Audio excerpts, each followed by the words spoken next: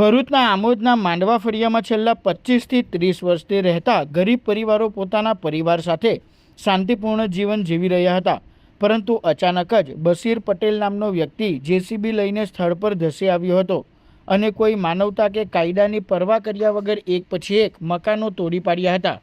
પળવારમાં ગરીબોના આશિયાના કાટમાળમાં ફેરવાઈ ગયો હતો. આ ઘટનાના કારણે મહિલાઓ, વૃદ્ધો અને નાના બાળકો ખુલ્લા આકાશ નીચે રહેવા મજબૂર બન્યા છે. કાળઝાળ ગરમી વચ્ચે અનેક પરિવારો હાલમાં ખેતરોમાં વૃક્ષની નીચે આશરો લેવા મજબૂર બન્યા હોવાનું જાણવા મળ્યું છે.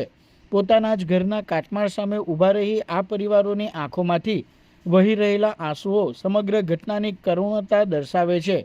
ઘટનાના પુરાવાઓ એકત્રિત કરી અસરગ્રસ્ત પરિવારો દ્વારા આમોદ પોલીસ મથકે ફરિયાદ નોંધાવવામાં આવતા પોલીસે ગંભીરતા દાખવી મુખ્ય આરોપી બશીર પટેલ અને જેસીબી ડ્રાઈવરની ધરપકડ કરી છે. આરોપીએ સરકારી ગ્રાન્ટ અને શ્રમ ફાળો મળી રૂપિયા 12.90 લાખના ખર્ચે બનેલ આવાસ તોડી પાડતા પોલીસ દ્વારા કાર્યવાહી કરવામાં આવી છે. મળતી માહિતી અનુસાર આરોપી બશીર પટેલે તાજેતરમાં જ આવાસ યોજના નજીકની જમીન રાખી હતી. આવાસ યોજનાની જમીન પણ તેના કબજામાં આવતી હોવાનું જણાવી ગરીબોના ઘર પર બુલડોઝર ફેરવી દીધું હોવાનું બહાર આવ્યું છે. આ મામલે પોલીસ દ્વારા તપાસનો ધમધમાટ શરૂ કરવામાં આવ્યો છે.